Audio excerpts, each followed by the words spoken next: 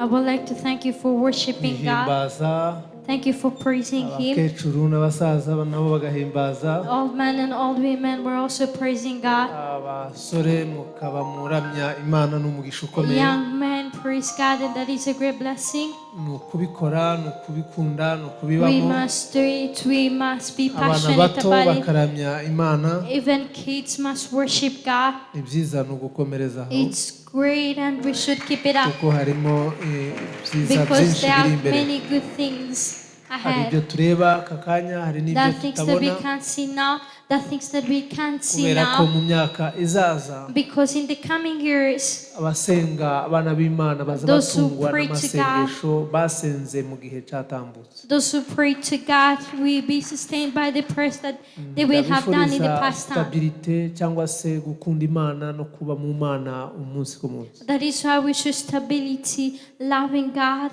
Kandi and remaining ndabakundisha in gukora God. ibyiza, gushimwa n'abantu no gushimwa I n'Imana. would like to encourage you to do good, growing in favor with Ni man gute and umuntu God. ashimwa n'Imana? How can you be in favor Ni with gute God? umuntu ashimwa n'abantu? How can you be in favor with man? Gushimwa n'Imana And being in favor with ni igihe God ukora imirimo myiza mu gihe cyawe kandi It's when ukayikora you do neza you- ukiranuka. is when you do good works in your time Nigeze and you do them in gukoresha ijambo righteousness. ubwibone cyangwa se ubwirasi cyangwa se orgueil. I used the word arrogance, so pride in the past Biterwa services. n'ibihe umuntu arimo, biterwa n'umuryango umuntu avukamo, And it depends on the times you are in or the family abandi you come bigaterwa from. n'akazi bafite, abandi For others, bigaterwa they grow n'amafaranga proud. bafite, For ubutunzi others, they bagezeho. grow proud because of their money, because of their occupation, Biterwa because of n'ibintu their work. byinshi. It depends on many things. Abandi bigaterwa n'uko batekereza ko bafite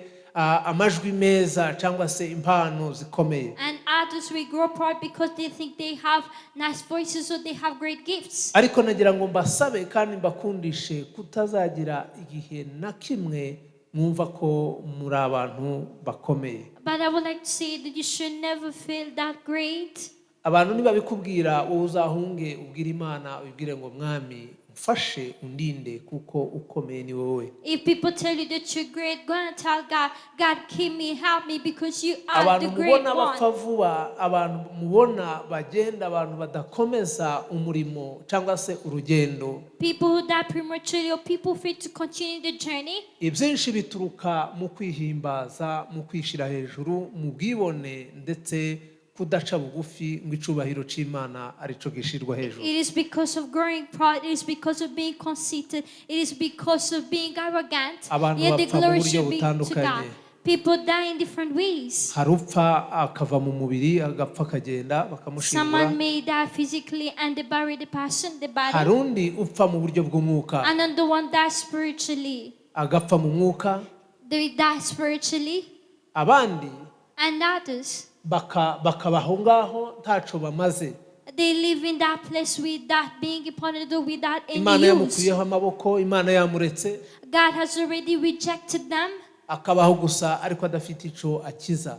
And they live without saving anything or doing Aba ari umuntu anything. uri aho gusa ariko udafite umugisha w'Imana. They are just there and they don't have God's blessings. Abantu rero iyo bari mu Mana, iyo bari mu rusengero, iyo bari mu gakiza, hari ibintu tugomba gucungana nabyo. And Izamu when people ryawe are in- ugomba kuririnda. When you started this path of salvation, be on your guard. Abakinyi b'umupira barakina, ariko ikintu gikomeye izamu cyangwa se aho baza kubonera kw'igitego gishobora kwinjira iwabo baraharinda.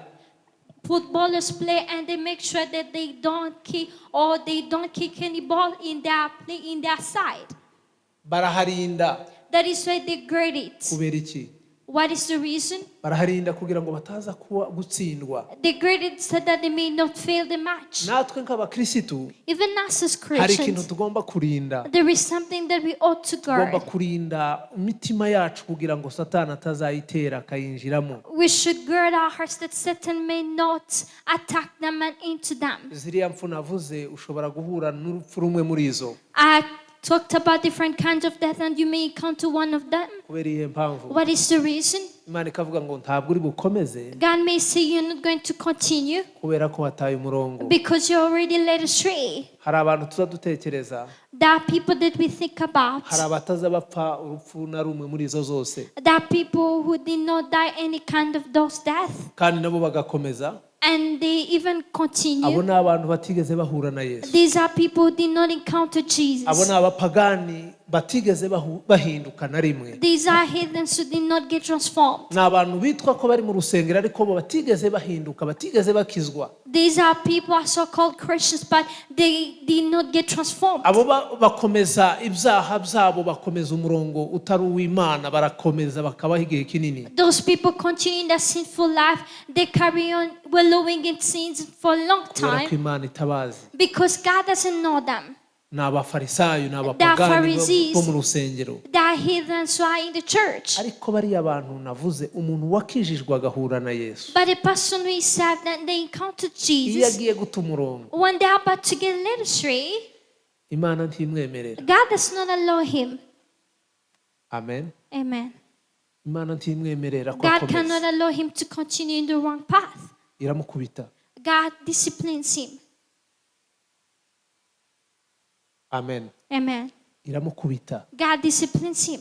ntabwo imwemerera. God does not allow him. Kubera iyihe mpamvu? What is the reason? Kubera ko yahuye na Yesu, Because he encountered Jesus. yamenye ukuri kw'ijambo He ry'Imana, has already known the truth of the word of God. yahuye n'Imana, He encountered God. yakoreye Imana. He served God. Hari igihe yavuze Imana There is a time he proclaimed God ayifite mu mutima.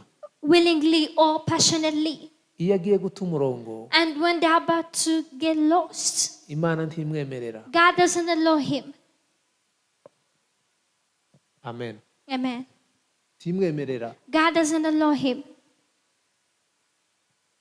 Nubona umuntu mubana akora icyaha, If you see that the person you live with commits sins, bwaca akongera agakora ikindi cyaha, and the following day they commit another sin, uwo muntu uzamutinye, uzavuge ko uwo muntu atigeze ahura na Yesu. be afraid of that person and say that they did not encounter Ni Jesus. umupagani wo kuva kera. They have been a Pharisee for a long Mu time. buzima bwa gipagani yabaye mutigeze ahinduka na rimwe. They have never been transformed. They have been a Pharisee for a Ariko long time. umuntu wavugiye Yesu time. agahura na Yesu, But a person who proclaimed Jesus, a person who iyo encountered agiye guta Jesus, umurongo, when they're about to get lost, Imana imutwara kare. God takes them earlier. Imana iramwitegereza ikavuga ngo umwana wanje mu myaka 2 azaba yabivuyemo, azaba yananiwe God will kubera look at impamvu. them and say, in 2 years I know that this my child will grow weak because of this reason or that reason. Iramwimura, God will take them up. iramutwara, God will ikamuhisha. take him. God will hide the person.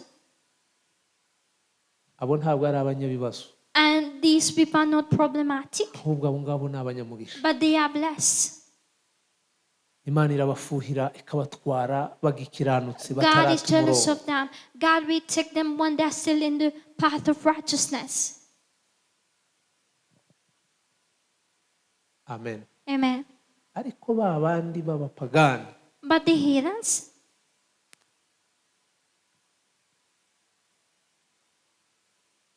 nagira ngo ngusabe, ese wahuye na Yesu?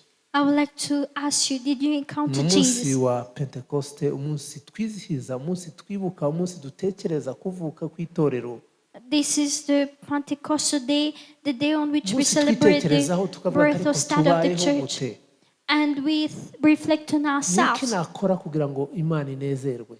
You ask yourself, what can I do to please God? Niki nakora kugira ngo Imana imenye ko ndi umukozi wayo? What can I do that God may know that I am His servant? Niki nakora kugira ngo Imana inyishimire? What can I do that I may become the delight Ni of God? ukwihana It is to repent no gusenga. and pray.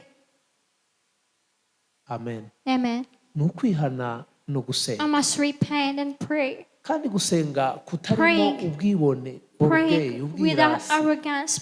Praying kwishira without, hejuru, kwikubita ku mutima, praying kumva without ko boasting. Praying. mu gakiza, mu rugendo umaze guhura n'akaza abantu benshi cyane. In this path of salvation, I saw many cases. hari ukubwira ko ari igitangaza Someone may say that they are extraordinary, that great. yaza no kugenda agahindura n'uko agenda agahindura rwose akavuga ati And they "Ni will umuntu even ukomeye." change their ways or style of walking because they feel so great. ndamwitegereza ngaseka nkavuga ati uyu muntu afite ikibazo gikomeye. And when someone behaves in that way, I will only say that they have a problem. wamenye kuririmba, wabaye umuririmbyi, wabaye umucuranzi mwiza, kuracuranga mu buryo bukomeye, none ubaye igitangaza. When you learn how to play skillfully, you feel so great. ubaye umusitari birarangiye, And you nibyo become- wahisemo.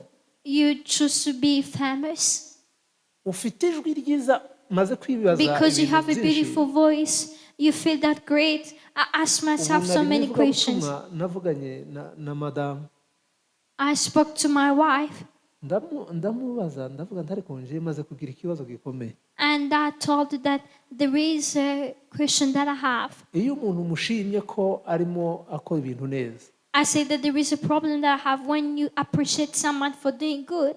mu mwaka umwe atangira kubikora nabi. After a year, they start doing it in the wrong way or they start acting badly. ariko njye mbona ushima abantu ahubwo nje mbona ari ikibazo. And I told her that appreciating people nowadays has become a problem. nayo ni experience maze kugira mu That is rugendo another rwa experience gikristo. that I have gained in this path of iyo umuntu salvation. umushimye ukamubwira ngo ndagushimiye kubera ko ukora ibintu neza, When you tell someone, I appreciate you because of doing things well, mu mwanya muto atangira kubyica. after a certain time, they don't continue in the right path. noneho nibaza ikibazo gikomeye And I cyane, ask myself this question. ndakimubaza I ask her this question. ko arambwira ngo hariho ngo abantu bashimwa bigapfa. And she told me that some people get appreciated and abantu they benshi cyangwa turn bose mu back nzego zitandukanye. and they say that, oh, it's all iyo people. umushimye When you appreciate someone or thank them, mu gihe gito after a certain time, abikora nabi. they start doing it in the wrong way or they don't do it well. ubu nari narahisemo kudashimira abantu. That is why I chose to stop appreciating or Mbese ko thanking people. dushima abantu bakagwa, Because when we thank people, appreciate people, they turn back. ko dushima abantu bagahita bahinduka. We appreciate or thank people and then they change.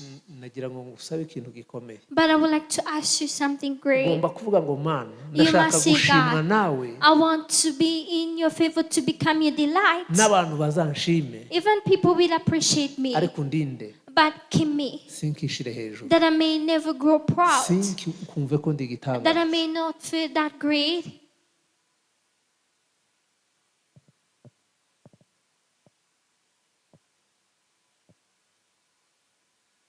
mureke mbakundishe Yesu, I would like to encourage you to love Jesus, mbakundishe umwuka wera w'Imana. the Holy Spirit of God.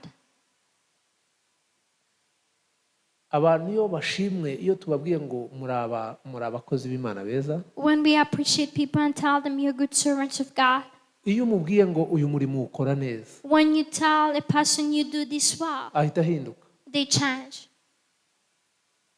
ubwibone bukazamuka. They grow proud. nza nibaza ikintu kiza gikanga abantu. I ask myself about what entices people to do so. niki kiza gikanga abantu? kubera iki wumva ko uri igitangaza? What do you feel so great? mureke twitoze gushira Imana imbere, Let us train ourselves to make God our priority. kandi tumenye ko uru rugendo ari urw'imyaka myinshi. And let us know that this is a journey for a long time impamvu or ari many urugendo years. rw'imyaka myinshi, And the reason why it's a long-term journey, if I may say, nje mbari iyo maze ndi mu masengesho, I count the years that I spent in this path of nico prayers. kinyereka ko urugendo ari urw'imyaka myinshi. And it shows me that this is a long-time journey. mu kwezi kwa kabiri In February 1989 nibwo natangiye gusenga. in 1989, February, that's when I started praying. tariki nafashe ni tariki 12 z'ukwezi kwa kabiri. On the 12th of February, ubu ningahe abazi imibare? ni imyaka ingahe? and how many years? Those who know how to count. ni imyaka ingahe? How many years are those?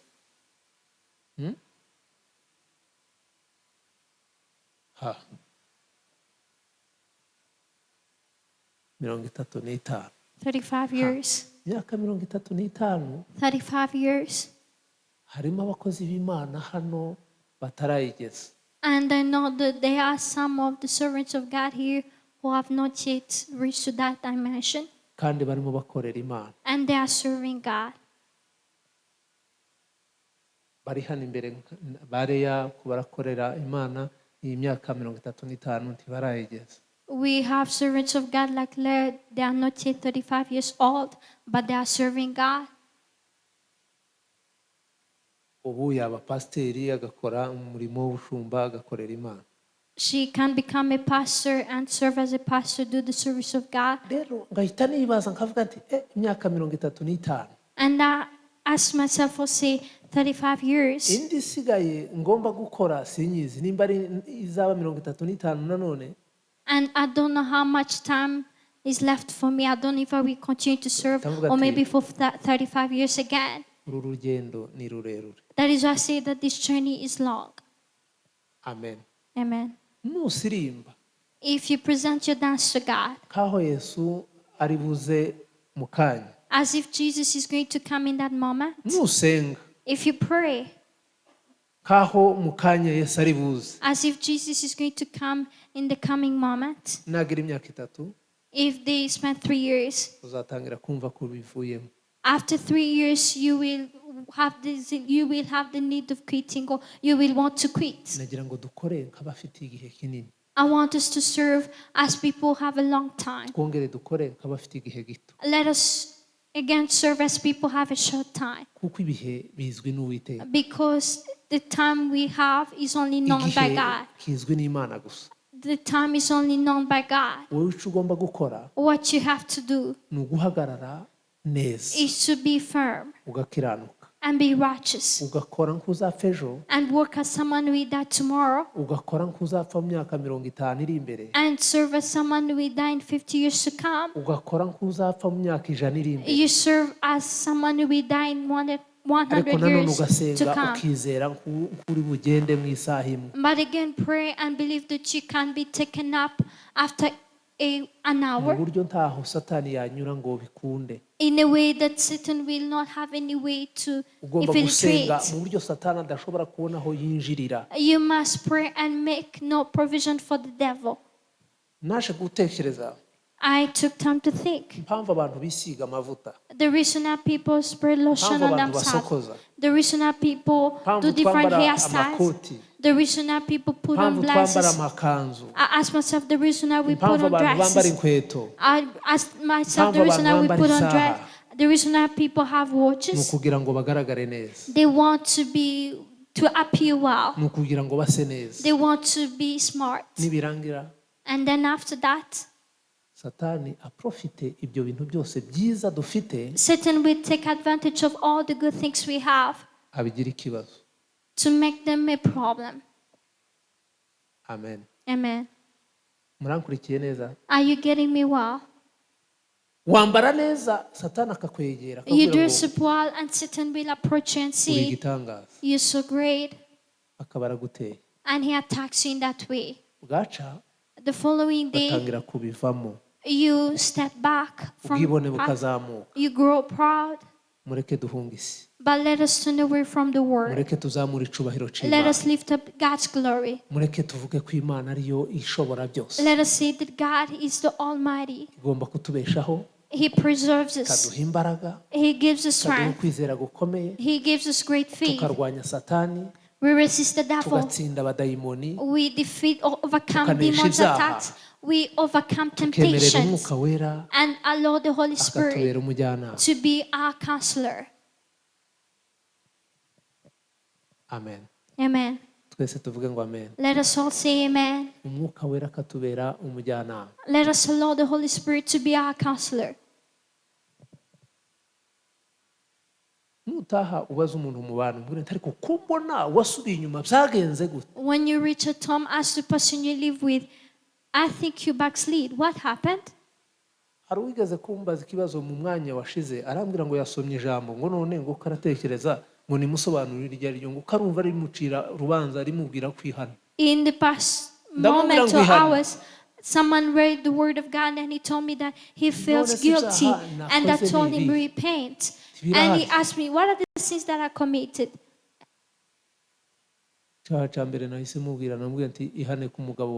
And I told that person, the first sin that you commit, go and repent before your husband. And she asked me, what happened? And I told her, let me give you 10 minutes to think about it. And she told me that she remembered.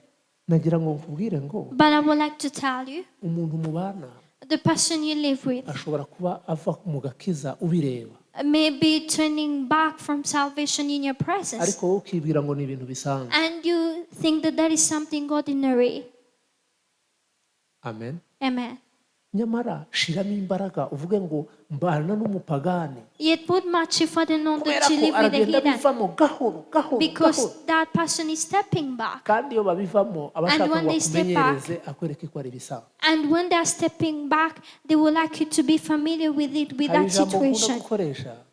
There is a word that I like using. nusanga wicara imbere, If you sit in front, mu myaka 3 ugasanga wicara ku ntebe noneho ya gatatu, and after 3 years you find yourself sitting on the 3rd row, ntibikagutangaze nusanga usigaye wicara ku y'inyuma. don't be surprised if you now sit on seats behind. Ntibizagutangaze yuko na yindi y'inyuma nayo uzasanga utayicaraho utacinjira mu rusengero. Don't be surprised when you fail to come to church and become a heathen. Satani azakubwira ngo aha hantu, Satan will tell you this place. ngo kandi ngo ibingibi ngo kameme ngo ntaco bimaze ngo nta nico bitwaye ngo ariko ngo reka nicare kurikiyeho. Satan will tell you it is not a problem to sit on the following row, and they will ask you, why did you change your seat?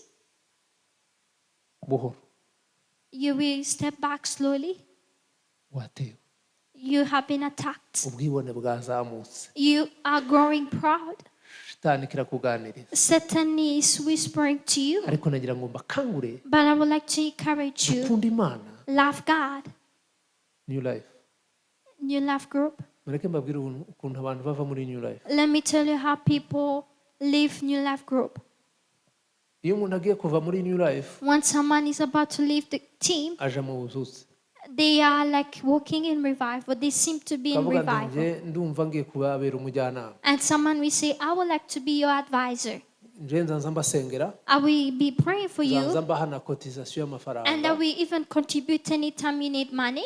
Uwo muntu karapfa mu mwuka. But that person is dying spiritually. Ubwibone bwazamutse. That person is growing proud. Yatewe. That person is already attacked. Ariko arasa naho ibintu bimeze neza. But they seem to be well or firm. Umuyobozi wa gahunda wabyumvise. Service leader, have you understood? Nushaka uzakore analyse uzasanga abantu bose bava muri New Life.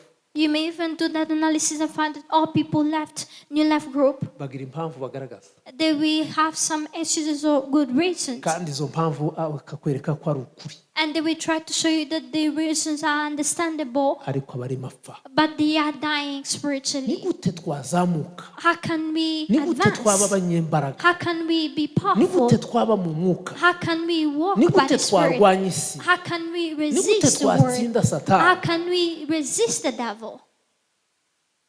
Hallelujah. Hallelujah. Nukutemera. We must not accept kuva mu mwanya to leave wagezemo mu gakiza mu nzu our y'Imana. position in salvation path or in the house of wageze God. mu rwego rwo kwitwa umudiyakoni. You are now a deacon, for example. Birinde. Gird that. Birwanirire. Fight for that. Bihagararemo neza. Be firm. Uvuge ngo Mana. And say, God, umfashe. help me. Nzasoza urugendo neza. That I may have a happy end. Mureke iyo Mana tuyihamashe. Everyone for applause to God. Mana umfashe. Urugendo natangiye. The journey that I began. Ndi umuyobozi w'indirimbo. I am the leader or I lead worship team. I am a trainer of other singers. God help me in this journey that I may have a happy end. Amen. Amen. Nzasoze ntabivuyemo. God help me that I may never quit. Ahubwo nzasoze ntahukanye intsinzi mvuga ngo Mana mu gihe cyanje nagikoresheje neza.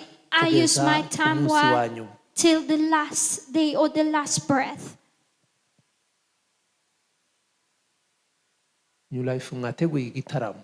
New Life Group that organized this concert. Katubasabe muhaguruke New Life. Please stand up, New Life Group.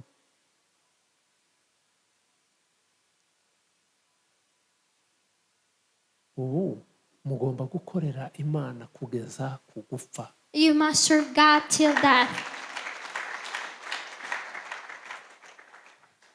Ushobora kuzavuga ngo muri abasaza n'abakecuru. You may continue till your old age. Kugeza muri abakecuru But mutakibasha you no must guhaguruka. serve God till your old age when you will not be able to stand up. Muribuka muzehe Ngoma Yombi. Do you remember Mr. Humayombi? Yambaraga ikanzu He used to wear the uniform ya Joy Choir of Joy Choir arinda ava ku isi till death. akibarizwa muri Joy Choir. He did not leave Joy Choir. Mwakurikiye neza? Are you getting me well? Imirimo dukora iraduherekeza. The works of our deeds accompany us. Ari umusaza yarazaga akinjiramo hano He gakuramo was an old ikoti man. He will enter the church and take off his blazer and pray. Abaririmbyi muvuge ngo amen. Singers, please say amen. Mwagiyemo mufite ishaka, mwagiyemo muzi kuririmba, mwagiyemo mubishaka, mwagiyemo mubikunze. You join the team willingly. You join the team with Muzarwanya zeal. ubwibone. But be careful that you may never grow proud. Abaririmbyi nico kibazo gikomeye That is the problem that singers Ubwibone. have. They grow proud. Amenya gucuranga gitari, Once they know how to play the guitar, agatereka imisatsi ntayisokoze akamera nk'umusazi. they will not comb their hair again and look as their hair will look shabby. Yatewe. They are already attacked.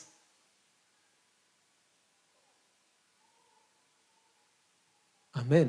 Amen. Yasaze kandi muri kumwe mumureba. They are becoming mad in your presence.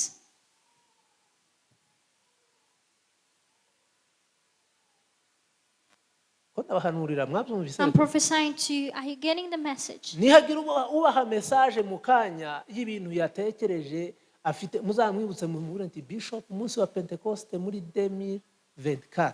You will see that on the day of Pentecost in Izi 2024. mpamvu uriho uduha nizo yatubwiye. If someone gives you different reasons or excuses, you will remind them of this day. Hunga irinde udapfa mu mwuka. Flee, turn away from evil that you may not die spiritually. Bari bafite projet yo kubivamo no kubaganiriza no kubatumiza no kubabwira no kubagaya. Others are planning to leave umuntu ku the giti cye team. ariko ntukanenga umurimo kuko uzahoraho. You may criticize a person, but never criticize the service of God. Uragwa Because ku the giti service of cyawe God ariko New Life remain. izagira ite izakomeza. You may step back, but new life will remain. Abatanze demande yo kugira ngo Joy Choir iveho Those who proposed that Joy Choir should stop, ni benshi, there were so many. ariko kubera iki se batangaga ngo iveho? But why were they saying that it should stop Ni serving? abadayimoni. It is because of demons. Ni shitani yabatumye. Satan sent them. Abatanga ibitekerezo kugira ngo Jesus Light iveho Those who Ni give benshi. up, those who say that Jesus Light Choir should stop, there are so many. abatekereza ko New Life ivaho ni benshi, Those who think that your life worship team should stop, there are so many. kandi mwabasanga muri mwe ariko And you bafite will find plan yo that some kubaho. are in you. Murakoze cyane ko mwateguye iki gitaramo, Thank you ariko so much for muzagikomeze organizing kugeza this Yesu ageze ate conference, aje. but continue with this path till the coming of Jesus.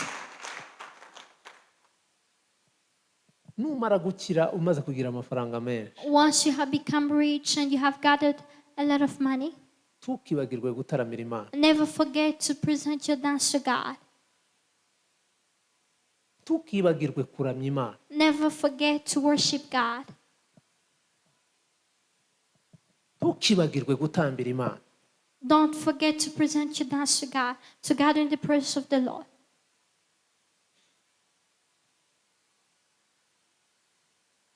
sinzi nimba mwebwe mutaza mugira ubwoba bwo kurarana n'umupagani mu nzu.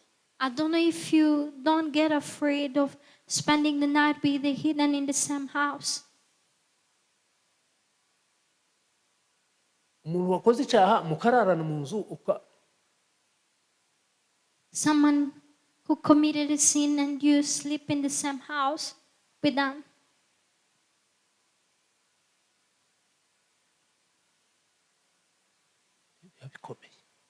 It's something serious.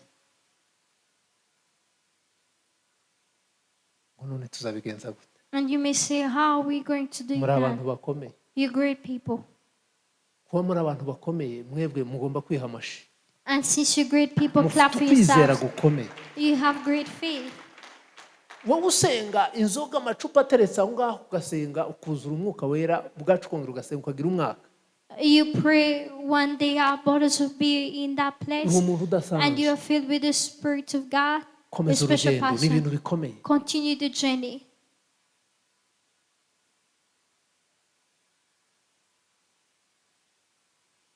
mwavuze ngo igitaramo kiraza gukomeza niturangiza kubwiriza oya ndabatuma ndabohereza mu kazi. You say that the conference will continue after preaching, but no, I'm going to ask you to do something.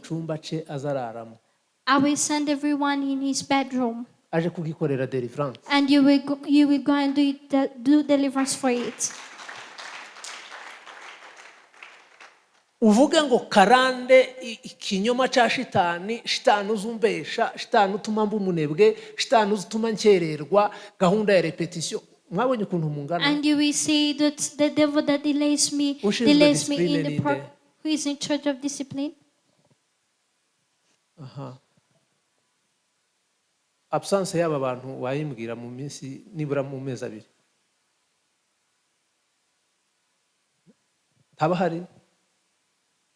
Tabahari bishakazi. None timushobora kuririmba ngo tuje mu mwuka. You cannot lead us in a way that we can be in the Spirit. Because people did not follow your programs should repent. But I'm going to send you to do deliverance in your bedrooms.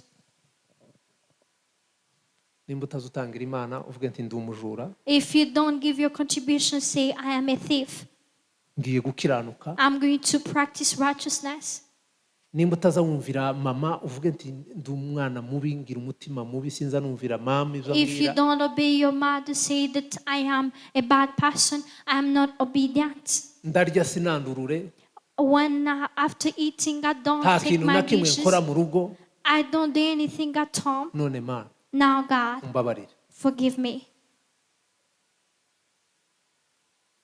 nimba uri umumama uvuga nti ntabwo nkiriho mbwira ntabwo ari niyo gusa niho mbwira ko ndabwira abakristo n'abarimo bankurikira online. I'm not talking to New Life only, but also people who are here and those who are following me online. biriya bintu uza wica mu muryango utazukora neza ihane kuko uri murica umuryango avenire y'umuryango wayishe. Repent, because that will affect the family's future.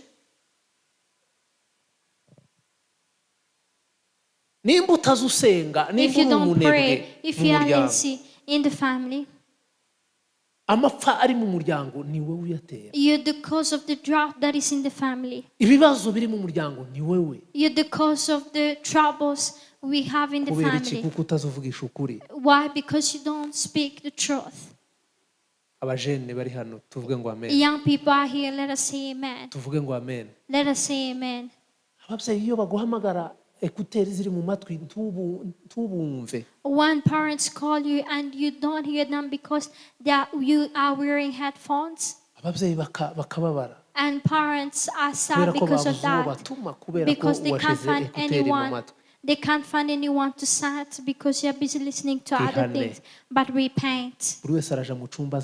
Everyone will go in his bedroom and say, God, I repent. I want to be set free. I want to be rescued. Yes, you organized the conference on this Pentecostal day. We must be led by the Spirit of God, not being led by the normal organization of things. And you will say, God, I'm going to become a special person in the family.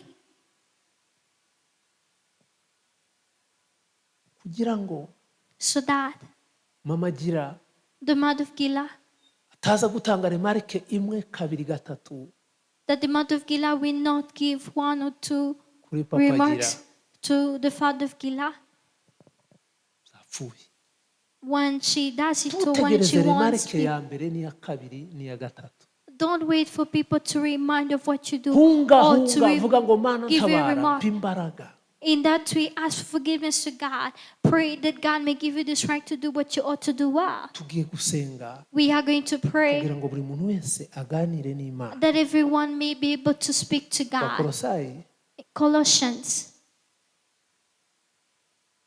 3:16. Colossians 3:16. Dusome Abakolosayi 3:16. Aravuga ngo ijambo rya Kristo ribe muri mwe rigwiriye rifite ubwenge bwose, mwigishanye, muhugurane muri zaburi n'indirimbo n'ibihimbano by'umwuka, muririmbirana Imana ishimwe mu mitima yanyu. Amen. Ijambo rya Kristo ribe muri mwe Let the word of Christ dwell in you rigwiriye richly rifite ubwenge bwose, with all wisdom, mwigishanye muhugurane. teaching and admonishing one another. Urumva ukuntu bimeze? Do you understand how we should do it? Mwigishanye kandi Teaching muhugurane. and admonishing one another. Trauma ni pepo Is a demonic spirit ihungabanya ibitekerezo n'imibereho y'umuntu. that disturbs the thoughts and the life of a person. Ukica ibintu kandi wumva kuri mu murongo. You don't do things well thinking that you're in the right way or thinking that you're right. Nagira ngo ngusabe witoze uvuge ngo ariko mwami ndakiranuka. But train yourself and ask yourself, am I righteous to you, God? Mu bintu bike gusa bintu bitatu bine ndakiranuka meze gute? If there are 3 things that you do, ask yourself, do I practice righteousness in them? Once I become a mother or once I get married, I have my own family, how will it be? If I get a child, what will I teach my child? Amen. Amen. Havuga ngo birakomeye. See, this is something serious. Vuga ngo ibintu birakomeye. See, this is something serious. Mureke duhinduke. Let us be transformed. Kandi umugoroba gusa kubera ko ari umugoroba twiriwe muri Pentecost. Because this is an evening of celebrating Pentecost.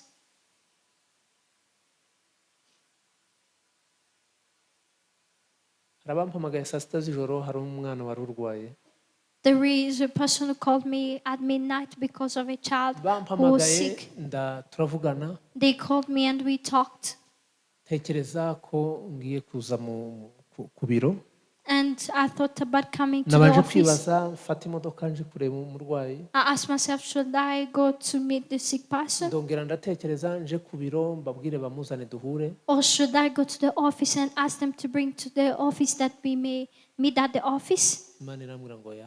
And God told me no. Ntabwo ari ngombwa. It's not necessary. Ndamusengera kuri telefone. I prayed on the phone. Ariko nari maze kumenya amakuru y'ijuru ko ibintu bimeze. But I had already received the heavenly information about the case.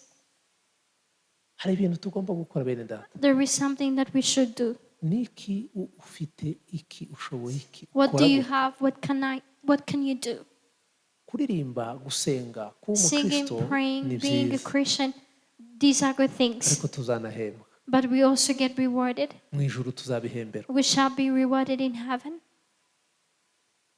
Vuga ngo ni gute ngiye guhinduka? And ask yourself, how am I going to get Abumva hari transformed? ingamba bafashe uyu mugoroba tukaba tugiye kongera guhinduka Those the nibazamura things that ibiganza. they are new commitments that they Ndeba have abantu taken bumva biteguye and they guhinduka. are ready to be better. Amen. Muri bazima mu mwuka. You're sound in the spirit.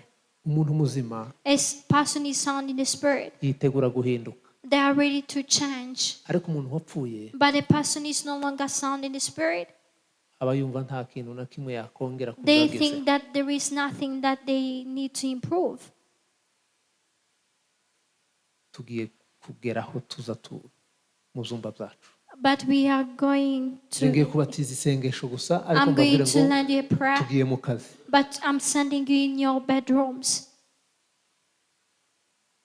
ubwira ico cumba n'ico gitanda ubwira ariko wa gitanda kubera iki nzandara kuri iki gitanda, kubera iki nza kuryamaho wa gitanda we, kubera iki ntazanzuka ngo nsenge, And you will ask your kubera bed, iki nza nibagirwa when I gusenga, sleep on you, I forget to pray. I don't kubera wake iki up nza and ncika pray. intege sinsenga, Why do I get weak and fail to pray? kubera iki ngira reaction zitari nziza, Why do I react in a bad way? kubera iki mpora nidefanda, Why do I always defend kubera iki myself? bambwira amakosa ibyo nakoze nkidefanda, Why do I defend myself when kubera they iki tell me ntazanca my bugufi? mistakes? Why do I not humble myself? no kubera umwuka wera ntawe ufite. Because you don't have the Holy Spirit. ariko ndakwifuriza gutunga umwuka But let me wera. wish you to have the Holy Spirit. ubwira igitanda ngo wa gitanda And tell your bed, you bed, tugomba kongera kandi kuzunsinziriza You ngo must mbuze not- gusenga. you must not stop me from praying. wacumba we ugomba kuba mu Your mwuka w'Imana. bedroom, you must have the Holy Spirit aha in you. habe irembo ry'ijuru. And you will say, let it be the gate of nza heaven. nkanguka nsenge, That when I come here, I may tekereza pray, imbaraga z'Imana, think about the power of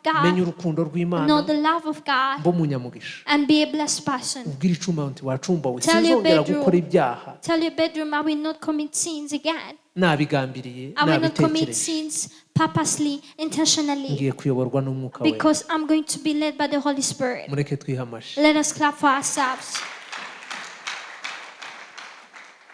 ni deliverance ikomeye, reka mvuga ngo It's deliverance It is that is special. great. It's a special deliverance. abataha kure bagenda amasaha menshi, reka twihe And those who will titurenze go, who live far, tugira ahandi hantu uja guhagarara. those who live far, you will not stop anywhere else. nusohoka uvuye Once hano you muri get pariseri out, uhita ugenda. once we stop we finish the service, go straight home. mubona ko Imana itubwiye ngo tuje muri deliverance. God has told us to go and do deliverance. bamwe baraza kugera iwabo bibagiwe. Some will reach at home and forget. mwumva ibyo ndimo mvuga. Do you understand what I say? baraza kugera mu rugo Some reach at bibagiwe home when bitakiri they no muri have, gahunda. some reach at home when they have already forgotten about this deliverance. ubu hari abazabyibuka ejo nk'iki gihe. Some will remember this tomorrow at a time like this. ni ikibazo gikomeye. It's a serious problem. kandi ko ndavuga ngo tugiye kugenda muri deliverance I'm saying that we are going to do deliverance. kugira ngo tubikore mu buryo buri special. ngiye gusenga mbabwire ngo dusohoke turagiye. And for us to do it in a special way, I'm going to pray and Hindi ask you to protocol. leave. ariko bamwe baraza kugera iwabo babyibagiwe. But some will reach at home when they have already forgotten what we must do. abandi barasanga hakinze. Others we find the house closed. ubu tugiye guhura n'urugamba rukomeye We are rwo going to kuta- encounter kugira ngo uze so many kugera battles. kugera mu cyumba gisengere. We are going to tugiye kuba encounter urugamba. so many battles at the point that for some it will be abandi very hard to barasanga reach at imfunguzo home. zatakaye. For some they will lose their keys. abandi barasanga habaye ibindi bintu bitandukanye. Others we find other problems. kubera ko ibaye gahunda, kubera ko ari Because gahunda it y'Imana. is godly plan. It is a igiye divine kuba plan. gahunda ikomeye. It is going to be a great thing. abandi barahita bakira telefone z'amafaranga For baje mu some they will mafaranga. receive calls related to receiving money birarangiye. and they will forget. ariko ufite kumva Imana But if you hear, arumva icyo Imana ivuze understand God, n'icyo agiye gukora. you will understand what God has said Kaduhaguruke and what dusenge. we are about to do. Let us stand up and uyu ni pray. umugoroba This is an evening w'umugisha, of umugoroba wo blessings, kubohora an evening of deliverance, ibintu byacu, delivering our things, imiryango yacu, our families, abana bacu, our children, abatware bacu, our husbands, abadamu bacu, our wives, igihugu cyacu, our country, itorero ryacu. our church. Mana ngiye gutabarwa, Lord God, you're going to serve. Mana ngiye guhabwa imbaraga, God, I'm going to be saved, to Mana be ngiye given kongererwa power. kwizera, God, my faith is going to umwuka increase. agiye gukora imirimo The ikomeye. Spirit is going to do great things. iryo sengesho risenge gutyo Do wumve ko ari that prayer in iryawe. that way. Know that this is your prayer. Ndagushimiye mwami Say, I bless your name, Umpaye Lord, imbaraga. for giving me power n'ubutsinzi. and victory. Ibintu byanje byose All my things satani yagiye afunga, that Satan planted, satani yagiye blocked, andiganya, that Satan stole, bigaruke. let them be restored. Umutungo wanje satani yariganije My ugaruke. property that Satan planted, Imigisha let yanje it be satani restored. yatwaye Let igaruke. my blessing planted by Satan be Akazi kanje restored. kagaruke. And may my job be restored. Ndagushimiye kuri iyi deliverance I igiye bless your gukorerwa name mu for this Zumba. deliverance that is going to Buri be wese done aharara in akaba agiye bedrooms. kuhasengera, agiye And gusaba everyone we pray for umugisha their w'Imana bedrooms and pray for no God's kwaguka mu blessings buryo bukomeye. and prosperity greatly. Mana ndagushimiye ko uduhaye amahirwe akomeye. Lord, I bless your name for this great N'ubuzutse bukomeye privilege, great miryango revival yacu. in our Ni families. mu izina ry'Uwiteka In the name dusenze of the Lord we urakoze. pray and we bless your name. Kweretse abazanye amaturo mu nzu yawe, I present you those who have brought their abatanze icya cumi contributions, bahabwa umugisha, those who pay that heart, may they abagize be inyota blessed. bakaza mu rusengero bose Those who bahabwa got the umugisha. thirst to come in your house, may they be Mana blessed, aba all of bantu them. bose bari hano God, I present n'abadukurikiye all these people, even those who have followed bagiye this, muri iyi deliverance, who are going to do this ni deliverance. imigisha ikomeye, These are ni great igitangaza blessings, gikomeye, great ni miracles. amahirwe akomeye It's a great ku buzima privilege bwabo. upon their Ni mu lives. izina rya Yesu In the name of dusenze. Jesus we pray. Amen. Amen.